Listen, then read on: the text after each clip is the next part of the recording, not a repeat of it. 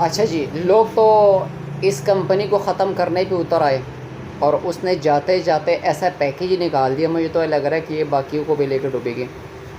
बहरहाल टेलीनॉर ने जाते जाते एक ऐसा पैकेज निकाल दिया अपने कस्टमर्स के लिए कि 270 रुपये में एक्टिवेट है और इसमें 20 GB डाटा है।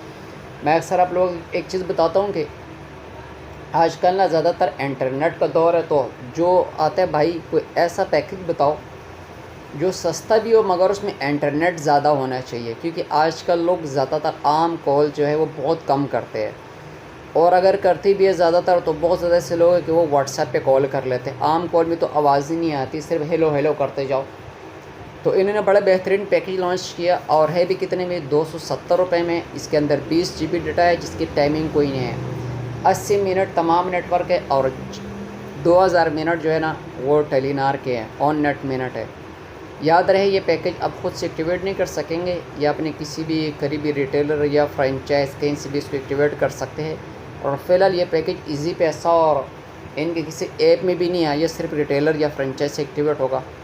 तो अगर वीडियो अच्छी लगी है लाइक भी कर दे, और याद रहे ये सिर्फ और सिर्फ लाहौर के लिए। अगर आप लाहौर से बाहर है तो आप वहाँ पर जाके अपने इलाके के हिसाब से भी कोई पैकेज देख ले। बहुत शुक्रिया।